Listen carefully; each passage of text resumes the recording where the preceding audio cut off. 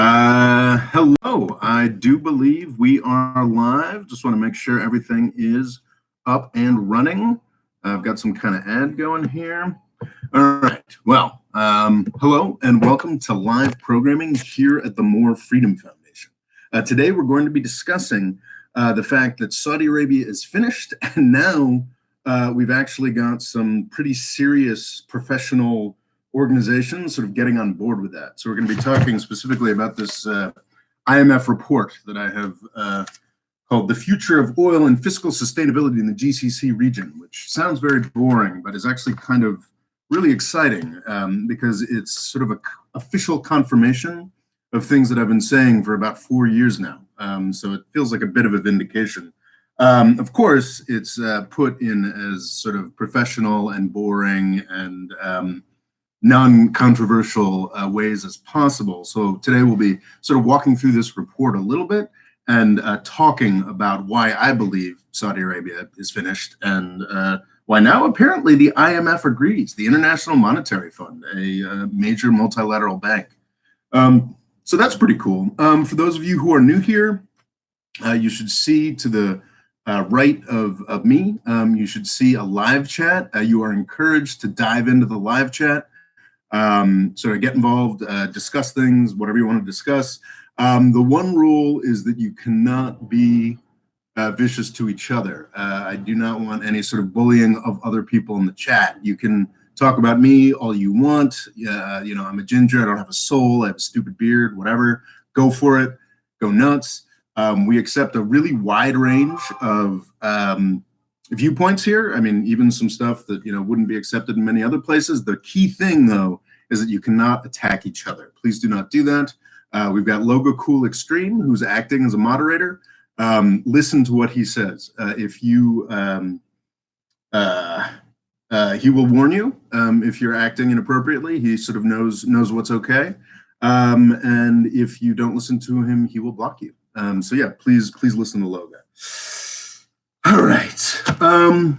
So yeah, I just want to say that just emphasize again that it is a big deal that the International Monetary Fund, a very serious international organization, is putting out information like this because it's a much more serious and frankly much more convincing sort of confirmation of something I've been sort of yelling about in the YouTube wilderness for a while here, which is that Saudi Arabia, thanks to what the oil market looks like, Saudi Arabia's current model is completely unsustainable. I started making videos about this all the way back in early 2016, but then I really doubled down in spring of 2017 when I published a video called Saudi Arabia is Finished. That's still one of my most watched videos. And in that video, I said that by 2030, I believe that the Saudi Arabian system is going to stop working. It's going to fail, frankly, the system as it exists now. Now, technically, I could argue that that's already been confirmed because in the spring of 2017, Saudi Arabia was still operating under the sort of royal family consensus model that had served it since I think it was King Saud, not Ibn Saud, but his successor, King Saud, was ousted in the 60s. After that, there was a sort of consensus-based royal family approach that ran Saudi Arabia. Towards the end of 2017, that was thrown out in favor of a more autocratic system under not the royal family in general, but just King Salman and his chosen successor, Mohammed bin Salman, the sort of 31-year-old, I don't know, 31-year-old, 32 now, mad prince that we've all heard so much about. Really, the Saudi Arabian model at the beginning of 2017 is already finished. It's already gone. So you could say technically that's already been confirmed, but obviously people expect more than that. And I do expect by 2030 to see the end of the Saudi royal family. And that's got nothing to do with, you know, MBS's particular approach to things, you know, whether, you know, if King Salman had ruled exactly as King Abdullah had, in a more sedate, conservative, consensus-based model, I still think that would have been the case. In fact, you know, MBS, for all his insanity, the fact that he's trying to shake things up, I think he's shaking things up in the wrong way. But the fact that he's shaking up was actually kind of necessary, and that's also something that this confirms. So I got at this sense long before I even knew about the details of the shale explosion in the United States. Or, I mean, back in 2016, when I started talking about this, the whole idea of electric cars and electrification still looked stupid. I mean, it still looked like a pipe dream, for hippies and Democratic fundraisers and money spinners. But since then, as I've learned about shales, we've all learned more about what's been happening with fracking and shale, and as we've seen this extraordinary rise in the electrical vehicle markets, it's just become more and more clear that thesis makes a lot more sense. And it comes to something called peak oil demand, which is something that we'll talk about in a minute. But for me, back in 2016, before I knew about any of this, what got to me that sort of convinced me that this is what was happening was the precipitous drop in Saudi Arabian foreign reserves. Because between 2014, which was the oil crash, and 2016, I think something like a third, or as much, no, I think it was around a third of Saudi Arabia's near $1 trillion in foreign reserves just evaporated very quickly in 2 years' time. So I saw that. And at the time, I was actually working as a sort of a freelance oil industry analyst, freelance oil industry analyst. And what got to me wasn't shale, wasn't electric cars. It was just the insane diversification of the oil industry itself. One of the really sad of the oil price crash, it's hard to be sympathetic to people like Russia or Saudi Arabia, but it's very easy to be sympathetic to countries along the African coast, countries in South America that really quite impoverished, who finally found oil in that incredible price spike in sort of around 2008 or so. Their oil resources became viable and they started to become exploited by multinational companies, by their own state oil companies. So at that higher price point, a lot of countries were able to, looked like they'd be able to get much richer. And then the price dropped. So what I knew in 2016 was that the Saudi foreign reserves were evaporating, and there was this incredible diversity of countries. It was almost like every country in the world now had some kind of oil reserves that were exploitable at higher and higher prices. That didn't necessarily mean those reserves were going to be exploited, but it meant that at every price point, at $50 a barrel of oil, $60 a barrel of oil, or $70 a barrel of oil, there's a whole, and this is still true today, there's a whole host of countries waiting in the wings with all of these resources that they're ready to pour onto the market to ensure that the oil price, it's possible. We have seen oil prices, I think, get back. I think they did briefly touch $80 a barrel due to some extreme geopolitical nonsense, maybe a year or two back. But like at every price point, there's just this incredible volume of supply waiting to come on. And that's, once again, that's not even talking about shale or the possibility of peak oil demand. And these aren't just poor countries. Oil sands in Canada, sort of all of Alberta, Canada, have been in this really terrible situation that, once again, I'm not very sympathetic towards because, they're rich countries since 2014, where their resources, their oil sands that they had put so much money into developing in this period leading up to 2014, basically, more or less the late 2000s up until 2014, where oil was consistently over $100 a barrel. They poured all this money into developing it, and now they can't give it away because it's so complex and expensive to develop. So that was something that I'd always, that was what launched me on this idea. And there's been only more and more things to make it look more and more likely that these folks, that Saudi Arabia is in serious, serious trouble. So next, I want to get to something really fundamental here that's fundamental to this report and also to my analysis just generally of Saudi Arabia. And it's the question of peak oil demand. One of the most common comments to that Saudi Arabia is finished, video and to many others, whenever I talk about the Saudi oil prices, like, oh, come on, man, that's ridiculous. Like, Saudi Arabia's got the lowest break-even point in the world, and they're gonna be producing oil forever, and there's rocket fuel and airline fuel, and even if all the electric car stuff happens, there's plastics and rocket fuel and airplane fuel, and it's forever. And that's actually quite true, but it ignores a really fundamental aspect of markets. So absolutely, I believe that long after every oil well in Texas has shuttered, every oil well in Canada has shuttered, long after every single offshore oil platform has been closed, from Scotland to Brazil to the Mediterranean. After all of that, and honestly, I think that could happen in the next 10 to 15 years. Long after all of those are closed, Saudi Arabia will absolutely still be pumping oil. But the key question here is at what price? That's the really key thing here. And this is something I want to emphasize. The oil price, the oil demand doesn't have to go down for the price to go down. All oil demand has to do for the price to go down is grow more slowly. And that's what we've had since 2014. It's not like since 2014, oil demand has ever slowed down. I mean, no, it has slowed down, but it's not like growth of oil demand has ever stopped between 2014 and 2020 during this terrible, for oil producers, they've had these terribly low prices. Oil demand has grown in every year. The key thing is that oil demand has grown much more slowly than expected.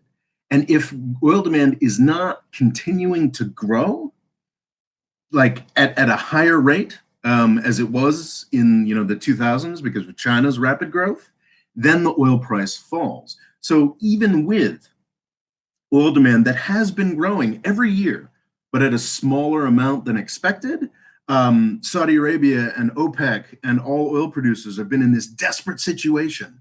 And that's in this desperate situation of running out of money when demand has been going up. So the idea of peak oil demand isn't like,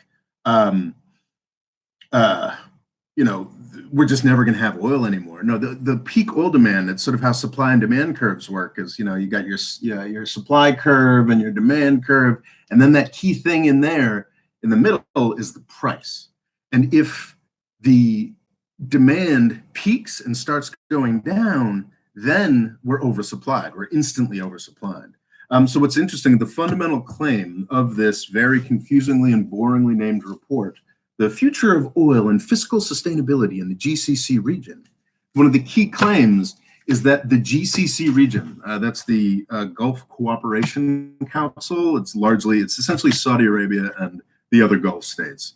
The central contention of this report is that by 2034, Saudi Arabia is going to run out of wealth. It's going to be net negative. Those reserves are going to be gone. Now, of course, the metric that the IMF uses is much more sophisticated than what I did, which was just sort of looking at the foreign reserves, which, by the way, are no longer falling for a range of reasons I could go on a digression about. But the IMF, even though foreign reserves are no longer falling, on their much more complicated, much more professional view of the wealth of the GCC region, that definitely includes Saudi Arabia, is largely Saudi Arabia. They believe that it's going to be net negative. It's all going to be gone. Their wealth, their reserves, and I think that also includes some of includes to some degree the oil reserves. It was very complicated. I couldn't understand it. So they believe basically that the wealth of the GCC is going to be gone by 2034, but they don't think peak oil demand is happening until 2041. So that's a really key thing to emphasize here, that I'm not saying that people are going to stop wanting oil from Saudi Arabia. I think they're still going to be pumping oil in Saudi Arabia in 100 years from now. I think that's very likely, because I think it'll probably be the last place we are extracting oil. The break-even price is a very key concept, and there's two of them, which is important. The break-even price the cost of getting the oil out of the ground is incredibly low in Saudi Arabia.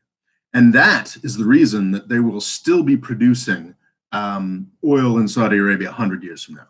Because that the first break-even price, the getting oil out of the ground price, is so incredibly low in Saudi Arabia. It's like $7 or $8 or $12. I mean, these numbers are always changing. That's how inflation works. But it's incredibly low compared to absolutely everybody else in the world. But that break-even price, the get it out of the ground price, is very distinct from the cost of the whole Saudi government price, which is a very, very different thing. So I think the IMF, there is an IMF estimate in here. I don't have the page, but to get the oil out of the ground price, $6 to $12, maintain the whole incredible apparatus of Saudi government and society, that's usually estimated around $80 a barrel of oil. So that's one of the higher ones in the world, because for Saudi Arabia's entire existence, since the beginning of the Saudi oil industry in 1938, the profits from oil have been used to subsidize the Saudi state and government and economy and everything. And this actually was somewhat sustainable for a lot of Saudi Arabia's history, because folks were more conscious of, the fact that prices go up and down. And then in the 70s, things went to an extreme. Oil prices got much more expensive, much more quickly, followed by a serious dip in the 80s. So in the 80s and 90s, even, Saudi Arabia was more sustainable about this, building up these big reserves. With China's extraordinary rise in the 90s and 2000s, the oil price went absolutely haywire, went sort of historically out of whack completely, and it did so for 10 to 15 years. Saudi Arabia changed its behavior and became reliant on this one moment of China's industrialization, became reliant on the idea that it would go on forever, which means that they made an incredible amount of commitments to their people that they just can't afford anymore. And as this report makes clear, and an interesting thing about this report, which I think is part of the politics, is that they very carefully talk about the GCC region. There is one page, on page 22, they carefully, they do break out like the differential. They've got a graph. It looks better in color on your screen. By the way, the link to this report is in the description of this video, and I would urge you to look at it. So they do break out at one point on page 22 these differing graphs of how, this is the point at which we expect these individual countries to run out of money. But for most of it, and for most of the central claims of the report, they're very politically intelligent, because the IMF wants to get this information out there. They want savvy people to be aware of it, but they don't want a headline in the Wall Street Journal saying the IMF says Saudi Arabia is running out of money by 2034. We're done. Like, they don't want that. So they're very careful. They don't. The title just says the future of oil and fiscal sustainability in the GCC region. Just for the whole Gulf Cooperation Council, not just Saudi Arabia. But what's interesting about that is that actually functions to make this report look safer for Saudi Arabia than it really is, because there are countries in the Gulf Cooperation Council, specifically Qatar. Are they still technically in the GCC? Anyway, for the purposes of the report, Qatar is in the GCC. Kuwait, Qatar, and the United Arab Emirates are countries that are much more sustainable. If you look at that graph again on page 22, for those countries, it goes out to the 2050s before they're supposed to start running out of money, because those countries have very, very small populations and large resources. So in the IMF's math, they're including the much more positive outlooks for Kuwait, Qatar, and the United Arab Emirates. They're including those estimates to get to that 2034 number. So it's actually significantly worse. But yeah, so I think on page 21, this is sort of the central claim of this report. There's a lot in this report. It's complicated, it's boring, but I think, especially if you're from Saudi Arabia, and, interested in sort of, the truth about how your own country is doing, I would say that this is pretty vital reading, and I would download it and take a look. But sort of on page 21, there's this, I thought it was worth reading. And you'll notice that they put this in the most boring way possible. Page 21. In this illustrative simulation, the region's aggregate net financial wealth, estimated at $2 trillion at present, would turn negative by 2034 as the region becomes a net borrower. So that's it's buried on page 21. And I'm grateful to a Twitter account. I think it's Adam Tooze. One of my favorite follows on Twitter. It's no bullshit, no like being funny. He just constantly fire hosing data at you. And it was thanks to his account that I actually found this report. And it was also thanks to him that I realized how groundbreaking this report was. So that's buried on page 21, and that's saying that yes, by 2034, the GCC should be bankrupt, and it will probably be earlier than that. What was actually surprising to me, something that I learned from this report, was that I've just sort of always been assuming that the UAE, Qatar, so the GCC, I think it's the UAE, Qatar, Kuwait, Bahrain, Oman, and Saudi Arabia. I'd always known that Oman and Bahrain were in much worse shape than Saudi Arabia. I mean, Bahrain in particular is a mess, but it's small enough that it can be completely carried by Saudi Arabia and the UAE. I had assumed that the UAE, Qatar, and Kuwait, maybe not Kuwait, but certainly the UAE, certainly Qatar, had this sort of unlimited runway because of their very high,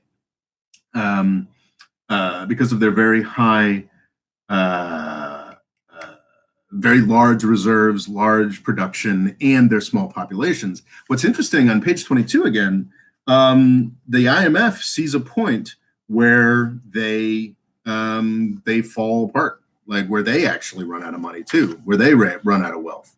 And that's sure that's in the 2040s, but that's also very instructive that not even those countries in sort of the post-petroleum world that we're looking towards, not even those countries are likely to sort of survive this era. It was actually quite surprising.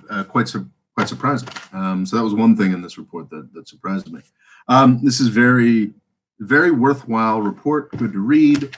I am sort of it feels kind of like vindication because I've been talking about this stuff for years now, and there's just so many assumptions that people make that like the world is going to continue to look the way it looked for the second half of the 20th century that are simply not true, even without the sort of crazy science fiction world that seems to be developing in energy markets with renewables and electric cars and whatnot. Even without that, there were just a lot of fundamentals that people refuse to believe in. And what I see this IMF report as is sort of some real confirmation that, yeah, Rob, you're not nuts. Actually, this is totally what's happening.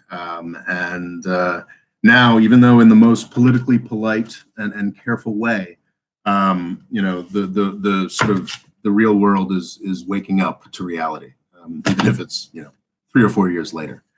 Now that said, this report, which again is I spent half an hour trying to understand some of the math in the back, like it's way beyond me.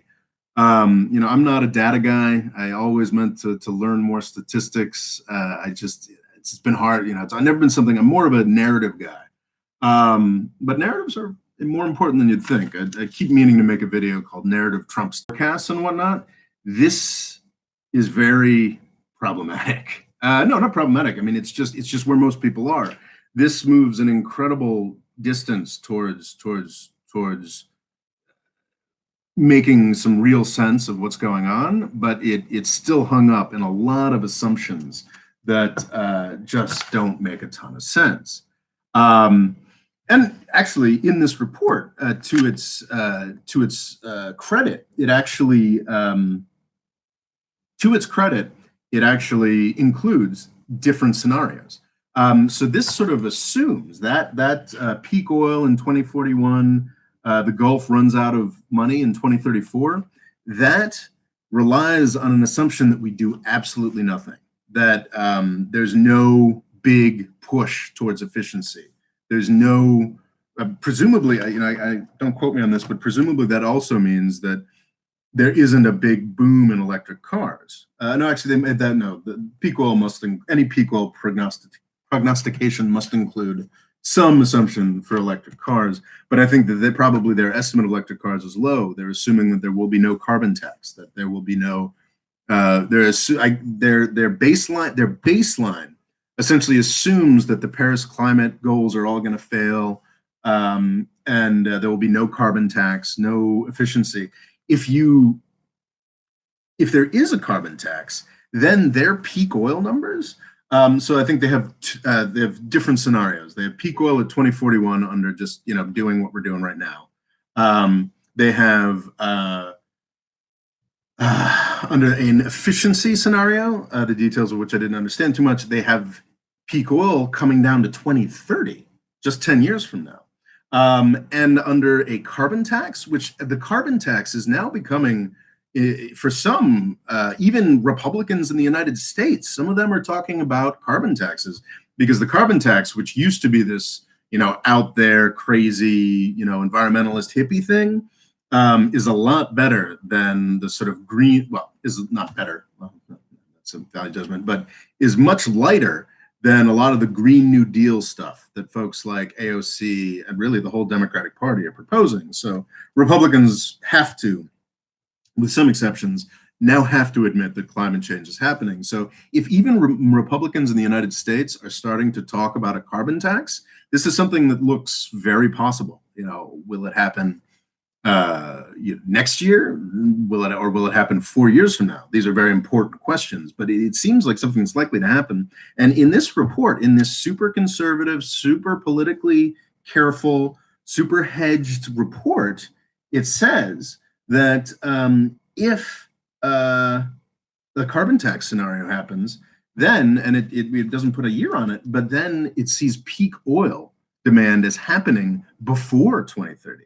And keep in mind that the big prediction here is that the wealth of the GCC and Saudi Arabia runs out long before peak oil, because when we get to actual long before peak oil demand, because when we actually get to peak oil demand, in the curve, there's a slowing of growth, in demand, a slowing of growth demand, and then it stops. So in those years leading up to peak oil demand, there's also plummeting prices. So if with a carbon tax, we're supposed to get, peak oil demand before 2030, that means that my prediction that Saudi Arabia's current model is going to be done and finished by 2030, that means that prediction is actually super conservative. Like it'll happen sooner. And that's pretty extraordinary. Okay, so that's what I wanted to say there. And there's so many other things that could sort of go wrong from the perspective of Saudi Arabian policymakers and the assumptions that this report makes. This report doesn't talk at all about sort of political risk and the foreign policy environment that we live in now. And what's interesting is a video I made, Donald Trump is the OPEC president, is just how almost everything Donald Trump has done in foreign policy has served to heighten and jack up the oil prices. So from his policy towards Iran, obviously, that takes 3 million barrels a day off the market. His policy towards Venezuela, Venezuela is doing it to itself, but there would be at least another 1 million or 2 million barrels a day in production if it weren't for what has happened with Venezuela. Trump's encouragement of the Libyan strongman Haftar, has managed to take another 1.5. So that's like 6 million barrels of oil a day that are gone because of foreign policy. Also, the absolutely unprecedented. We've got this. There's been OPEC since the 70s, but we've got OPEC plus. since the fall of 2016, we've had this OPEC plus thing, which basically means OPEC plus Russia. And Russia is consistently one of the top three producers. And before 2016, Russia never worked with OPEC. But since then, they've had a deal. So you've got this OPEC deal limiting production. You've got the Trump foreign policy that is I mean, the Qatar crisis. I didn't even mention the Qatar crisis, the threat of war or serious trade disputes between the GCC. That was another thing that happened in 2016 that was added to the possibility of higher oil prices.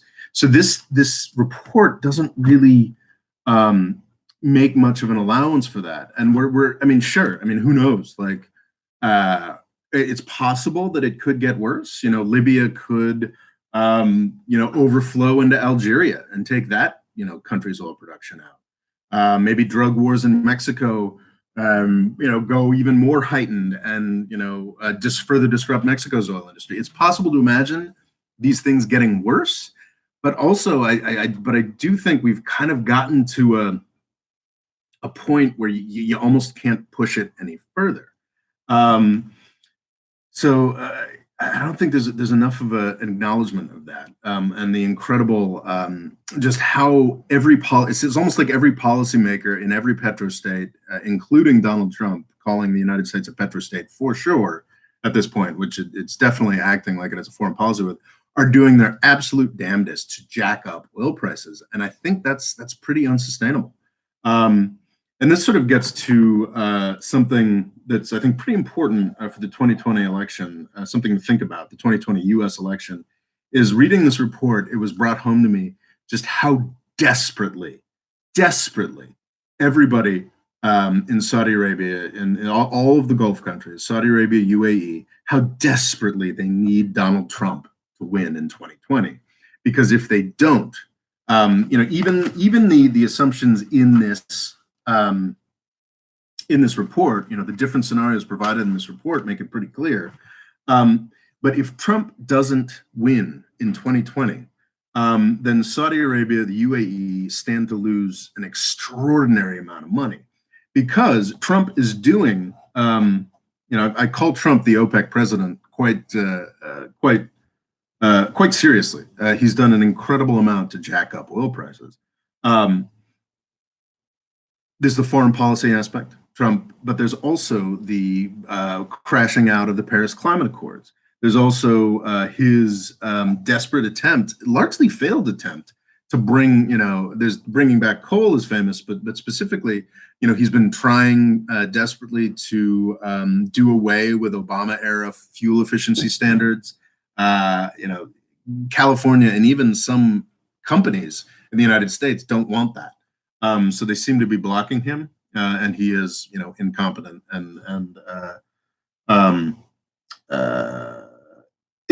and incapable of actually implementing much of his agenda, thank God.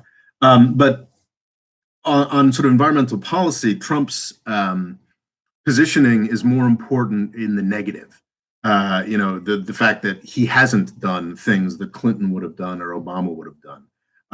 In the United States and around the world, with Greta Thunberg and all and the fact that Australia burnt down, that's an exaggeration. But the fact that Australia, a wealthy white country, is experiencing massive climate effects does make a difference. And Trump and the Republicans that are in power now, very much a minority government, have been desperately trying to hold back climate action. So, I don't think that, Bernie or AOC's full Green New Deal is going to happen. But what we have to understand is that things are so delicate in the oil market right now that even just the, Republican carbon tax at this point would have, as this IMF report points out, would have extraordinarily negative impacts on the wealth of Saudi Arabia, the wealth of the entire GCC. So they desperately need Donald Trump to win. And both Saudi Arabia, people love to talk a lot of shit about the Russian involvement in the 2016 elections. But what is apparently just fine was the massive Saudi and UAE involvement in 2020 elections. They are tremendous funders of Washington, D.C. think tanks. They've got all kinds of political figures on their payroll, as you know, some as registered lobbyists, some in different ways. Of course, they can't come out and say vote for Trump, but they can push a lot of bullshit. Like here's just one thing. I have long believed that Texas is on the cusp of going blue, but it won't go blue in 2016. I now believe because of this energy thing. Texas is a petro state. Texas is an oil thing. And if you've got all the Democrats talking about banning fracking, which I'm not sure I 100% agree with that, but that's sure that's a viable thing to do and is could be an appropriate response to our climate picture or whatever. But that fact that they want to ban fracking will make them unpopular in Texas. So there are no doubt many ways for Saudi Arabia and the UAE to make sure that every single Texan knows that that's what Bernie and Warren want to do. So no, they're not going to actually put out ads for Trump, but they can work with oil companies. They can fund educational efforts that make it 100% sure that no Texan or even a Pennsylvanian, and that's a key question, because that's a very important state coming up, won't vote for Trump. So that's something to be very aware of, is that Saudi Arabia, the UAE desperately wants Donald Trump to win. So that's the thing. I think that's the parting thought I want to repeat again, is just how fragile the current oil price is. There's a lot of people, there's whole industries in the United States. I live in New York City, downtown Wall Street. I don't, but that's where these people are, that are geared towards this idea that, oh, the oil price has to come back. The oil price has to come back because they've invested an incredible amount of money in frackers, shale drillers, the oil industry. There's professionals with oil more than probably any other commodity who could spend their entire life saying oil trading is where all the money's at and the volatility and this, that, and the other thing.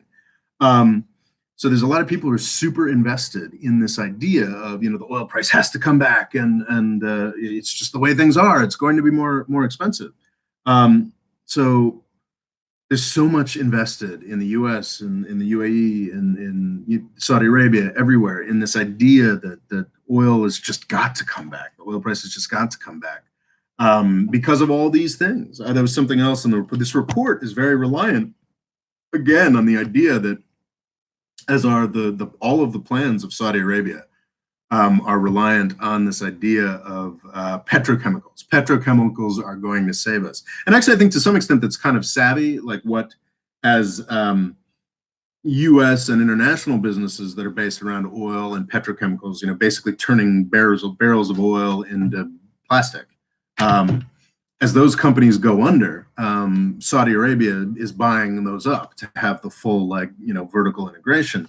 But what's crazy about that is the demand growth, and there's a figure for that in here. I don't have the page.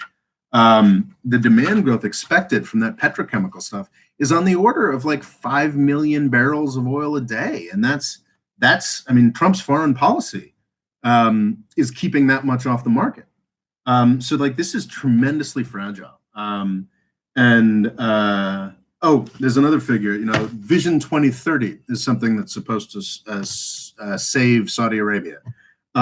This is the plan of diversification. The idea that Saudi Arabia is going to use their money now to diversify their economy. There were two things about that I learned from this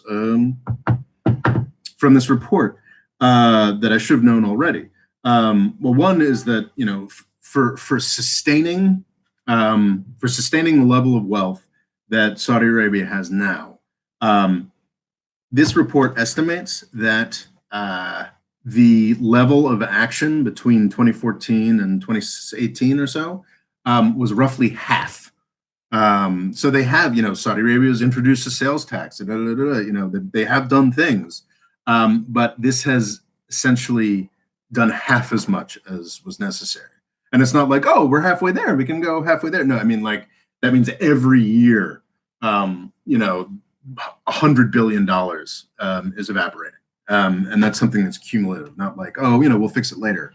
The other thing that was really interesting to me it's like the whole diversity that this laid out is that the whole diversification idea is actually kind of flawed because the amount of revenue that petrostate can get from, $10 of oil expenditures is a lot higher than it can get from $10 of any other kind of economic activity, which sort of makes sense. I mean, if Saudi Arabia is taking, oil out of the ground at $7 and then selling it for $50, then that's obviously there's some other people taking profit in there as well, but the Saudi Arabian state gets like $42, and that's great.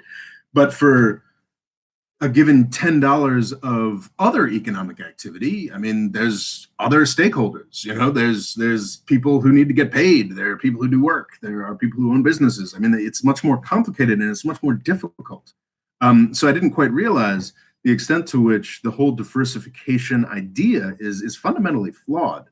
But as this report points out, and as I think I did a video a year or two back called "Vision 2030 is Finished," none of those programs are doing what they were supposed to do. The Vision 2030, this diversification plot of MBS in Saudi Arabia, is premised on the idea that there's just going to be a flood of outside money coming in, and that is not something that happened.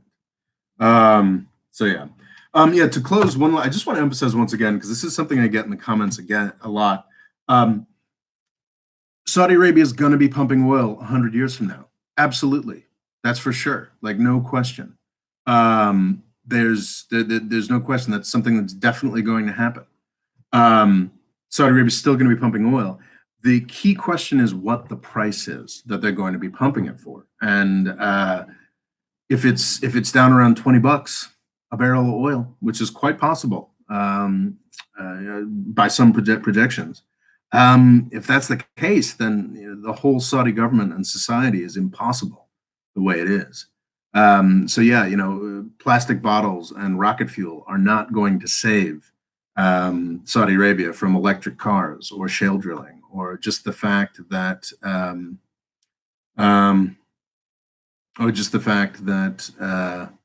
there are a lot of people who produce oil. So Saudi Arabia remains finished. Now the IMF agrees with me, which is just very exciting. It is now question time. We have 45 minutes in. We are now into the Q&A period of the presentation. If anybody has questions for me, I'd like to hear them. Man, it looks like there's been a lot of deleting. I'm very happy that Logo Cool Extreme is now acting as our what's the word? Now acting as our administrator. Man, it looks like so there was a lot of racist Trump bullshit. That's two. Oh, okay, only two people. Anyway. I'm sorry that there was so much difficulty with that. So questions. Logo Cool Extreme asks our first question. Care to explain the fuckery in Iowa? The Iowa caucus here in the United States was a tremendous embarrassment. Iowa has a very idiosyncratic way of selecting. Now, this was not for the actual election for president. The Iowa caucus process was to choose the Democratic nominee for president. And a lot of primaries, they're called primaries, when the party in a given state gets together to choose the person. In a lot of primaries, this person is selected through just a vote, a straight up vote. In Iowa, and I believe in Nevada as well, what they do are called caucuses, which means a whole bunch of people get together in a school gym and they argue over who they should pick. And there were thousands of these precincts in Iowa. And I actually kind of love the process. There are a lot of people now calling for just abandoning it. But I think it's kind of great. I went to Iowa and I was actually in a mosque in sort of a less fashionable part of Iowa, helping to run the caucus there. And it was very cool. It was mostly, it wasn't mostly anything. I mean, we had I think there were Somalis, Sudanese, Nepalese, Iraqis. It was a huge contingent of folks, mostly immigrants, sort of voting to choose who should come next. Now, I had a fine time organizing our caucus. It was fine, and unfortunately, there were a range of problems. You can, check out my video. I have a video on Iowa where I talk about this more. It was like a wide range of problems. We still don't really know who won the Iowa caucus, which is, kind of disastrous considering it happened a week ago. A lot of people who think that it's been used to, a lot of people think it's been used to try and slow down Bernie Sanders. It has not been effective in doing that. Yeah, it's a tremendous controversy. I guess really the only thing I'd want to say, other than what's in my video, is it's kind of what Iowa is about a failure of the Democratic Party and the failure of parties in general. The fact that Donald Trump is president is another failure of the party. As much as people hate the Democratic National Committee, or is it the Republican National Committee, or there's some other name for the structure. The real story here is that these institutions have become incredibly weak, and it's bad for democracy. And this idea that, the response is, so we should crush out the diversity and some of the weird, just democratic weirdness of Iowa and Nevada. Because of this, I think that's kind of a mistake. I think democracy should be about weird processes and idiosyncrasies, and I think the response to the failure of our national organization should not be crushing the diversity of other organizations. So yeah, it's a thanks to the internet, thanks to a range of factors, thanks to sort of Reaganite neoliberalism to an extent probably. So many of the institutions in American life are just sort of kind of raggedy. And unfortunately, the instinct when we see a raggedy institution failing is to crush it and make it fail more. And I don't think that's the appropriate response. I saw, I think Hafiz Farouk asked a question about sort of Saudi Arabia, saying, I don't think the USA will ever abandon Saudi. They will always back Saudi to control the Islamic world. Pretty accurate, isn't it? I think that, yes, if Saudi Arabia were to continue to be viable to the extent that it is, and continue to, invest a ton of money in the United States and just be super wealthy and buy every politician in Washington, D.C., yeah, then I don't think. So what I've been arguing, one of the fundamental things that I'm arguing is that, the United States should get out ahead and abandon Saudi Arabia, because not abandon, we'll remain allies, just sort of stop backing every insane play that they make. The United States should get out ahead of that, because it won't actually matter whether the United States abandons Saudi Arabia or not. Because their system is reliant on an amount of money coming in that just isn't going to be coming in anymore. That's the key question. That's the key fact of the U.S.-Saudi relationship. The U.S. can, remain, maybe Bernie Sanders gets into office and, does exactly what Donald Trump did and does the complete 180. Goes from, because Donald Trump wasn't as clear and consistent and fact-based as Bernie Sanders is in his condemnation of Saudi Arabia. But Donald Trump heartily condemned Saudi Arabia in the run-up to being elected. And of course, he got into office and was like, well, actually, we're pals because they pay me. Who knows? Maybe Bernie Sanders would get in office and do the exact same thing. Doesn't matter. It just doesn't matter, because the Saudi Arabian system itself is bankrupt and is falling apart, as the IMF now agrees.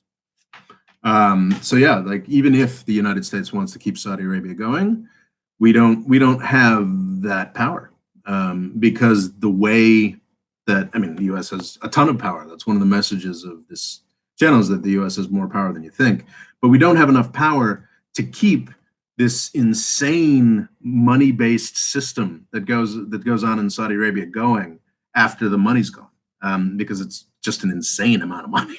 And we're talking hundreds of billions of dollars a year.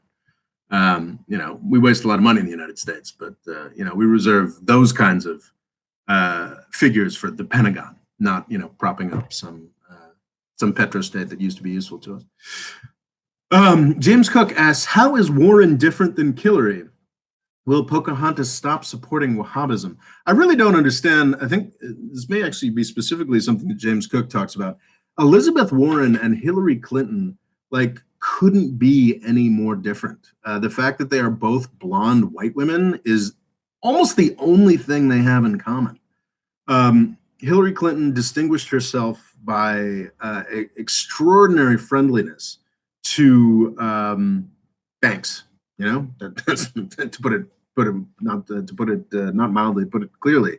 Her family, you know, her Bill Clinton was tremendously bank friendly. The whole, you know, Clinton Global Initiative foundations, et cetera, et cetera.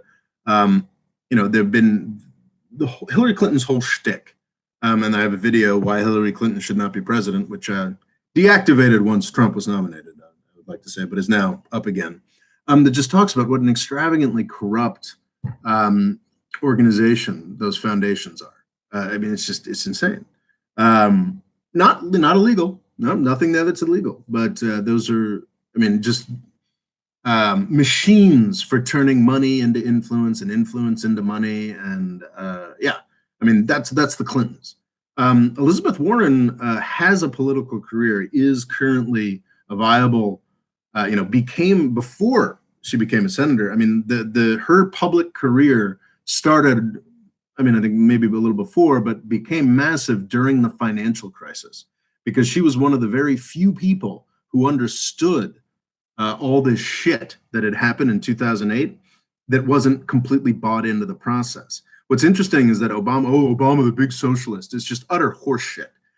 He hired, you know, his economic team to handle the financial crisis were the same bunch of sort of Goldman Sachs, Harvard educated, you know, Ivy League schmucks that George W. Bush was using to create and handle the financial crisis.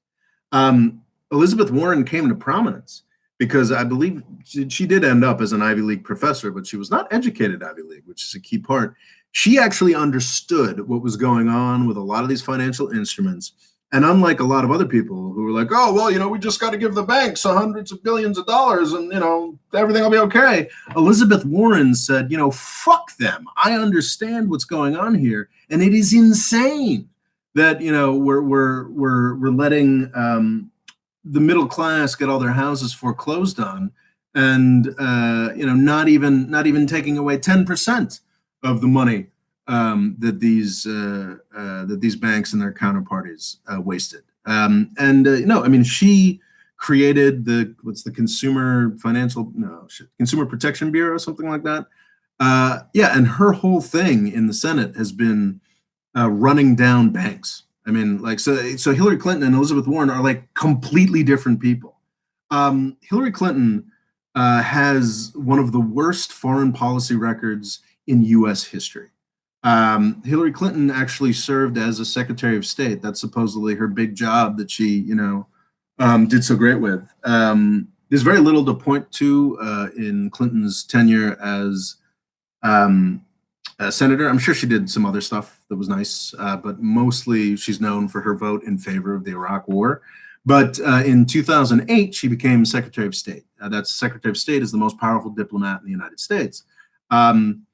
And Jesus Christ, it was an extraordinary failure.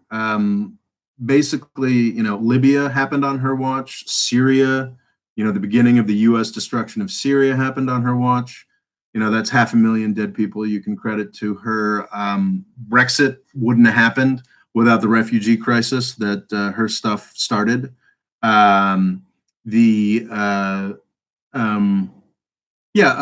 Also, now it wasn't, you know, she had left office before the Ukraine stuff started, the Ukraine coup that we helped with. But yeah, it was sort of her team that oversaw the first shooting war in Europe in the 21st century. It's killed over 10,000 people in Ukraine so far. So yeah, her foreign policy history is just insane and awful. She said, I absolutely wanted her to be president rather than Trump, but if she had become president, we would have overthrown Assad, and we'd be occupying Syria right now, and probably watching thousands of U.S. soldiers dying again. So yeah, I mean, she's just an awful, awful nightmare person. Elizabeth Warren hasn't, I don't think she probably has particularly confirmed foreign policy ideas. There's an article I've been meaning to read about her foreign policy staff, but she hasn't, committed. She hasn't failed. She hasn't. She didn't kill the European Union the way Hillary Clinton might have. She didn't bring about Brexit. She didn't bring about a shooting war in Europe the way Hillary Clinton did. So yeah, this idea that Elizabeth Warren and Hillary Clinton are the same thing just strikes me as idiotic. Sorry, James Cook. He's followed for a while, but yeah. So it's funny. It's weird. I'm not someone who generally says that's racist when we're talking about white people, but yeah, like there is nothing similar between Elizabeth Warren and Hillary Clinton, other than the fact that they're both white women. I mean, their politics are completely different. It's like saying that look at this. It's like saying that what's a good example? It's like saying that Benjamin Netanyahu and Noam Chomsky have the same politics because they're both old white men. So yeah, I would really, James Cook, I would really just read Elizabeth Warren's Wikipedia page, and you'll get a very clear idea of how she's very different from Hillary Clinton. Sorry, maybe I riffed on that a little too long, maybe I should make that a video, maybe. Or I can just clip that out and make that a video. Where are we? We're at 56. I'll keep that in mind. All right. Question. Are the Bernie Bros an asset or a liability to Bernie's campaign? Asked Logo Cool Extreme. Bernie Bros exist. Like they're definitely Chapo Trap House is an amazing podcast. There's some other people I follow on Twitter who are very acidic and what's the word I'm looking for? Very disruptive and angry in their support of Bernard Sanders. But I think it's kind of absurd that it's become this thing that he has to, condemn or it's just some fucking dipshit. Steve Scalise, the guy who was almost killed by a sort of left-leaning guy. It was sort of saying it was essentially implying on Twitter a couple days back. Steve Scalise is a Republican congressman. Was implying that Bernie Sanders had to apologize for the fact that somebody who might have voted for him in a primary once had shot him, which is just kind of absurd. We've got Trump supporters who've murdered dozens of people. In El Paso, the synagogue, one of the synagogue shootings. These were, if not Trump supporters, folks who very much believed in the kind of immigration anti-immigration ideology that Trump puts forward. And I certainly don't try to hold Trump personally responsible for those murders. Obviously, I think his rhetoric contributed to it, but it's not like it's their fault. So this idea that Bernie Sanders, and I think he's actually said this, is responsible for, the actions on Twitter of, literally millions of people is, I think, a bit absurd. I do think, honestly, Chapo Trap House specifically, it's a podcast that's fun. I mean, I listen to it mostly because one of the nice things about it is that they read a lot of op-ed writers, like the sort of folks who just sort of provide the conventional wisdom in the Washington Post or New York Times.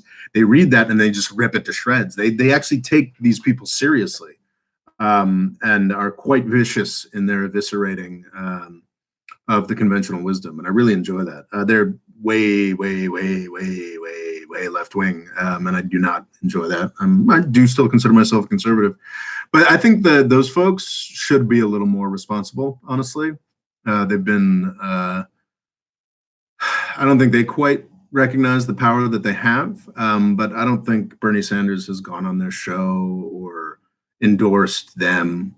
So yeah, I think there may be certain media figures who support Bernie Sanders who should act a little more responsibly, because they have massive platforms, and even though it's not fair, Bernie Sanders will be tarred with their actions. I think that's true. But I also, at the same time, I think that sort of this CNN, Republican Party, MSNBC push to hold Bernie Sanders responsible for everything that his supporters online do, I think that's horseshit. So I do not support that. All right, questions. Questions. Do we have questions? Yes, it's question time. Okay, can you assume what is going to happen? Okay, Saif Eddin Ruma asks, can you assume what's going to happen after Saudi Arabia's finished? Honestly, who knows? Like, as time wears on, like the sort of complete collapse of the Islamic State and just sort of how embarrassing and shitty that's been for everybody might make this less likely. But what I've assumed is that the natural response after the Saudi royal family is kicked out is sort of a caliphate, sort of a much more seriously Islamic Saudi Arabia. Because what you've had in Saudi Arabia thus far is like this, like sort of disgusting. You see this a lot in Muslim history. This sort of disgusting ruling family that really violate all the tenets of the Quran. They're supposedly so important, and you have that, like from like the fourth rightly guided caliph. It's sort of standard horseshit. Though obviously the Saudis are on a whole nother scale and existing in a world where almost everybody else has found a better way of running things. So like the Saudis do this, have this really disgusting, anti-moral, anti-religious ruling family just by their nature. And then, but to maintain their position, they've spent trillions of dollars forcing this really extreme ideology, this really extreme radical Islamic ideology on the entire world and on their own people. The thing is, what I think one of the natural ways for the sort of fall of the Saudi royal family to play out is for clerics and religious fundamentalists in their own country to say, like, look, let's actually live according to these precepts, and fuck you and your anti-religious sleazy lifestyle. Get the fuck out of my country. We're going to have this money for the people. So I think what I always thought was likely, was a more extreme sort of religious government in Saudi Arabia. And I don't think that's a bad thing, because frankly, like a caliphate in Saudi Arabia that isn't in bed with Washington, D.C., and isn't funneling trillions of dollars would be dramatically better than what we have now. So if I think it's similar to my attitude towards the Taliban and my attitude towards Iran, it's like, if at any point the United States United States specifically, but sort of the world in general, just let these assholes run,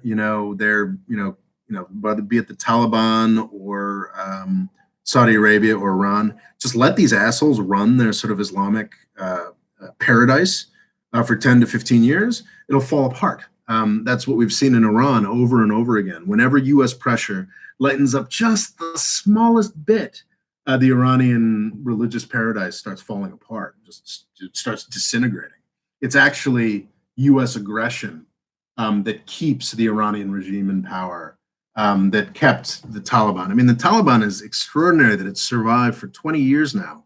I mean, it's closing in on, let's see, Taliban's like what, 95, 94 or something like that. So it's closing in on 30 years now, but for 20 years, the Taliban has existed as a insurgent group because of the vigorousness with which it has been fought. I mean, you see this across Islamic history, Christian history, everywhere. It's just like religious, theocracies are not sustainable. It's a stupid way to organize a country. So what I think would happen is I think the Saudi family would fall. We'd have about a decade of some kind of, hyper-religious sort of caliphate type thing. If the world had the sense to let that process play out, then I think, by the 2040s, Saudi Arabia would be aiming towards, a better, sort of more normal system.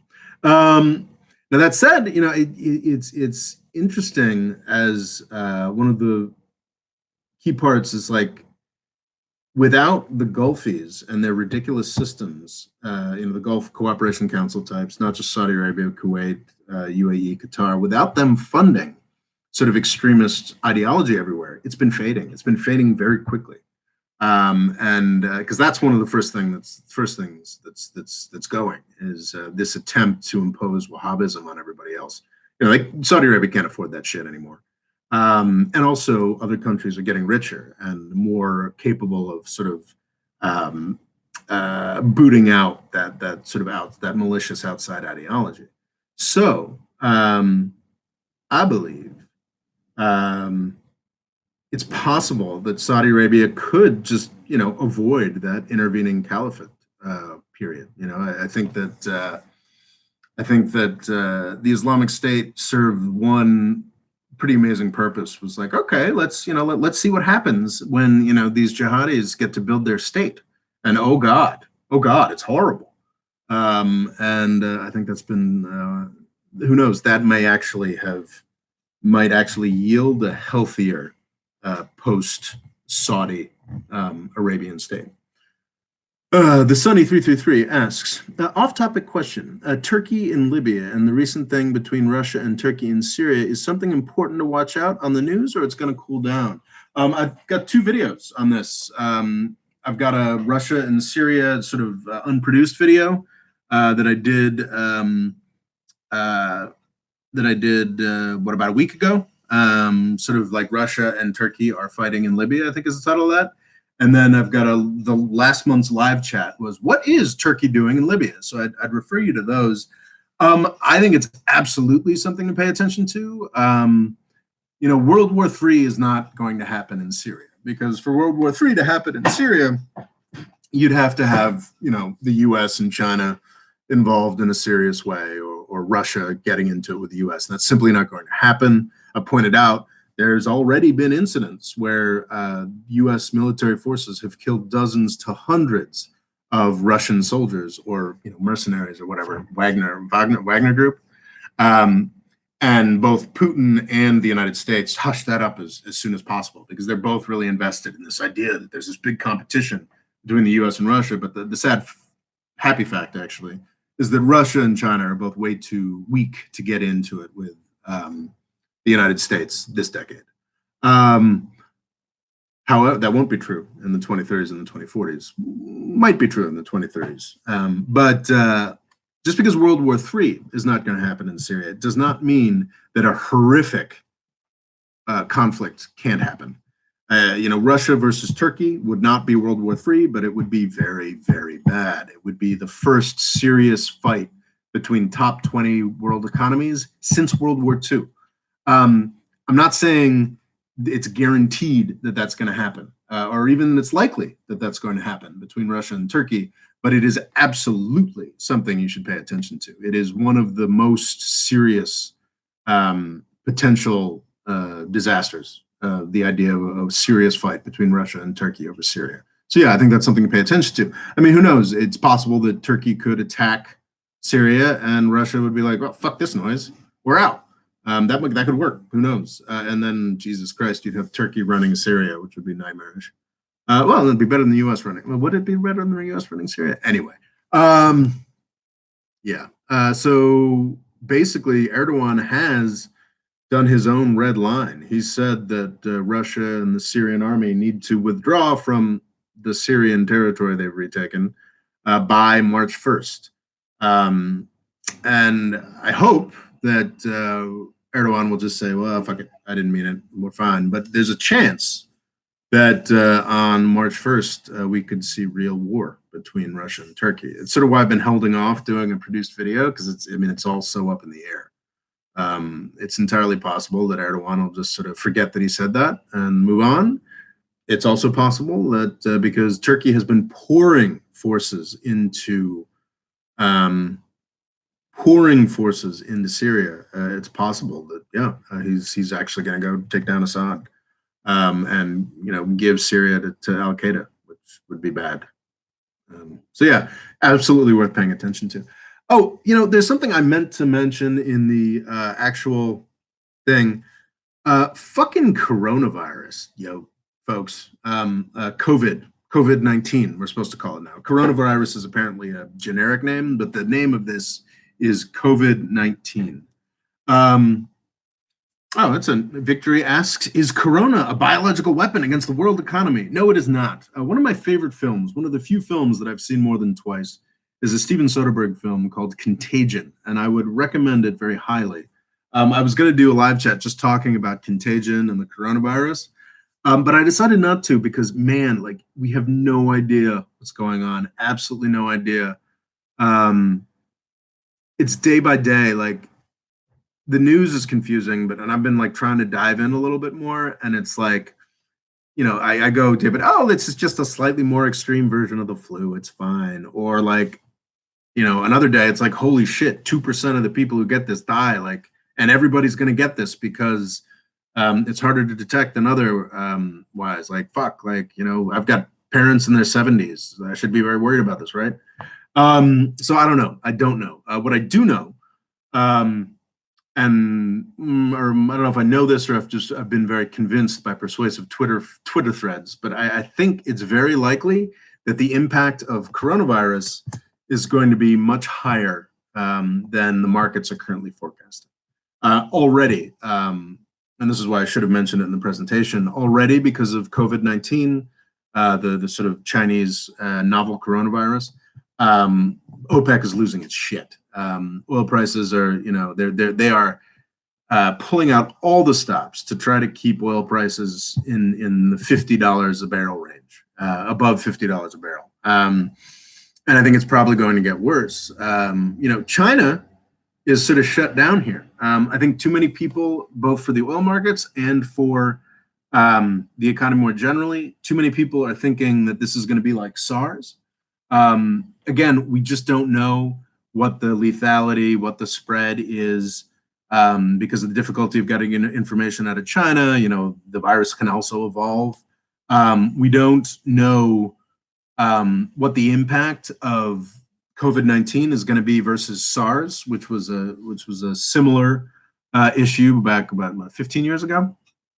What we do know for sure, and I think too many people are looking at the economic impact of SARS and applying it to COVID-19 and saying it's going to be the same, because what happened was for a quarter, a fiscal quarter, China's growth was completely derailed. It went from like 10% a year, which is where it was back then, to like, or on a quarterly basis to like 2%, or maybe even stopped altogether. And then it bounced back and, bounced back with like even more outsized growth in the next quarters, and it was fine. The key difference here is that back in 2003, because of those 10% growth things, China was such a smaller part of the market and was already tremendously important to economic growth worldwide, to financial markets worldwide, to the growth of oil markets worldwide. This is back in 2003. It was already incredibly important because that 10% growth every year was a key part of the growth that kept demand for everything going.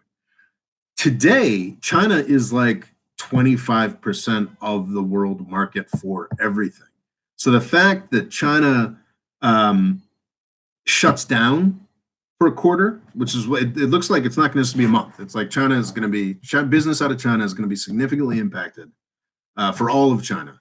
And more so in Wuhan, the Hubei province, and other places, but throughout China is going to be impacted for a quarter or even for a year. Back in 2003, when that impact, which was I think probably smaller, when that impact occurred, it meant that every industry in the world like missed out on China growth for a quarter, which sucked. With China being so much massively bigger than it was in 2003. It means that the world is going to miss out on 25% of its economy for a quarter.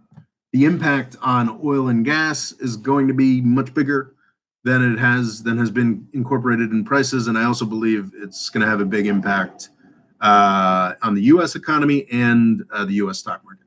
Which weirdly, if you're anti-Trump as I am, obviously wouldn't have wanted this to happen at all, but it does have the silver lining of the chances are that as we come into the spring, there will be some softness in the economic market and probably a fall in the stock market, which is, it's pretty, I feel pretty dirty actually mentioning that, I'm a little excited about that because also, yeah, and I'm not emphasizing enough, like this could be incredibly dangerous. I think the reason that I watched that Steven Soderbergh film, Contagion, it's about a the reason I've watched it so many times is it talks about just like how very possible, and the film makes it look just how possible, makes it clear just how possible it is, not just possible, likely it is, that we're going to see a serious disease, a serious epidemic, a pandemic that was like similar to the one, like we haven't had one since the end of World War One. There was the Spanish flu that killed hundreds of millions of people worldwide. I think, like killed like 2% of the population of the world. We haven't had that in about 100 years. And everybody agrees that it's likely that it'll happen again. So Contagion is worth watching, because it's I think it's a good like preparation for what's very possible and what could happen with the coronavirus, where like, oh yeah, like oops, 10 million Americans died. Very possible. And many people throughout the world as well. But also, what's interesting about Contagion is it's a good way to lessen the panic of this. Spoilers. It doesn't end with a zombie apocalypse. It ends the way that the coronavirus thing is going to end, which is a whole bunch of scientists are motivated all over the world, and they find a vaccine. And the only question is how much disruption there will be. And I think that you sort of world society, here on YouTube, we tend to be catastrophists or what have you. Apocalypse is coming soon. Like I think the world society is a lot more durable and a lot more resilient than we tend to think it is. And that's one of the nice things about the Contagion film. It was like, yeah, I mean, millions of Americans die, and then we get up and go to work the next day. So even if coronavirus is, and nobody serious is yet forecasting that kind of result for the coronavirus, for COVID-19, but it's possible, and it's something we should be aware of, that it's possible. There's a lot. I have good friends who've fallen very deep into this rabbit hole. It's like, there was a very secret Chinese weapons lab in Wuhan. This can't be a coincidence. It's it's meant to kill something. I mean, like there's a lot of one of the greatest lines in Contagion, and I think it's in all the trailers, where there's some guy from the Department of Homeland Security comes in and talks to Lawrence Fishburne, the head of the Centers for Disease Control, and he says, "Is there a possibility that terrorists may have weaponized the bird flu?" And Lawrence Fishburne goes, "Yes, the birds weaponized it." This is, our world, this is why sort of anti-vax stuff pisses me off so much. Like we're in this incredible sort of cushy world where we assume that things like, I don't know, incredibly destructive wars between top 20 economies like Russia and Turkey, or, pandemics that kill, 2 to 10% of the world population. We just sort of assume that these things can't happen. But really, the reason that these things haven't happened is because of a lot of careful work by scientists, by politicians, by like people who put this incredible groundwork in place. And one of the reasons I hate Trump so much and the people that surround him is they just sort of assume that all this stuff's going to be just fine.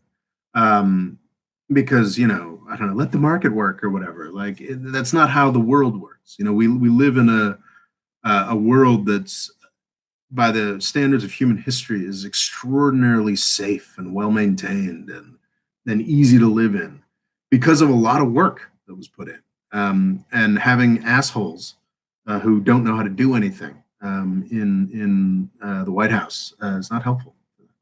So anyway, question. Marlon Brian Munoz Nunez asks, what will the impact be of the coronavirus? It has already disrupted the supply chains and cost trillions to several industries like the airlines. Do you think it will trigger a recession? So I think I just answered that question. Talked about the coronavirus for a while. Marlon. But yeah, I don't, I'm not guaranteeing it, but I think there's a chance, or I'm not guaranteeing a recession, but I do think it's going to have a bigger impact than is currently being registered by the markets for oil and gas and the stock markets in general. So yeah, I think it's going to have an impact. Mehdi Hamedi asks, hey, question, do you know about what's happening in Tunisia? They didn't make a government yet. Yes, I've been following that, not perhaps as much as I should, because I made some very optimistic videos about Tunisia. But now we're, 3 or 4 months after the election, and they have yet to put together a solid government, which is frustrating. But I think, my initial instinct was to be like, oh my God, maybe Tunisian democracy really is falling apart. But I think it's also key to keep in mind that, fractious coalition negotiations and difficulty forming governments, it's never a good thing. But it's a key part of vastly more stable political systems. Like, isn't Israel on its 5th election in the past 6 months or something like that?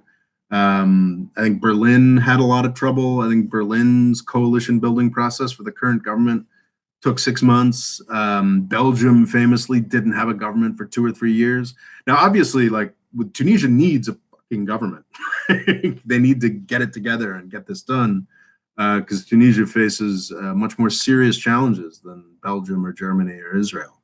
So yeah, they need to make that government. But I'm not really as concerned about the fact that they don't have a government yet as some are. I want them to have a government. They need to get it together and do a government, but I'm not, freaked out about it. Logo Cool Extreme asks, can you explain the downfall of Corn Pop's arch nemesis in the polls/election? So Joe Biden was the guy who was leading the race for the Democratic nomination for U.S. president for a year. Mostly because of name recognition. Joe Biden was Barack Obama's vice president. He attained a real sort of pop culture fame.